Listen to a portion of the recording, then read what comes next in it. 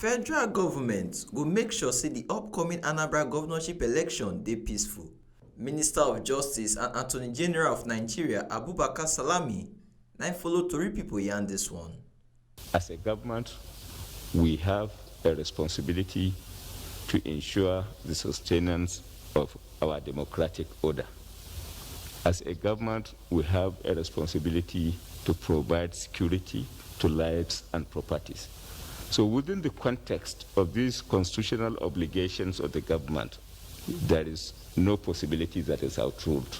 The government will certainly do the needful in terms of ensuring that our elections are held in Anambra, in terms of ensuring necessary security is provided, and in terms of ensuring protection is accorded to lives and properties, inclusive of the possibility of declaration of state of emergency where it is established in essence that there is failure on the part of the state government to ensure the sanctity of security of lives, properties, and democratic order. The minister come still use this opportunity to take talk say dem dey do ogbonge things to make sure say they bring back all the thief money when people carry go abroad.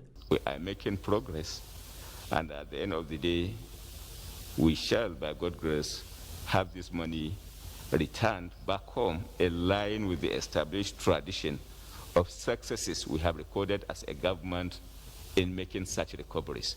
If you could very well remember, at a time in 2017, we succeeded in recovering $322 million. In 2020, we succeeded as well in recovering additional $311 million. So we have established a tradition of successful recoveries, and we do not expect this to be in any way different. This na the ogbonge informate when TMC News carry come give una. From Abuja, Pentecost Ogorure.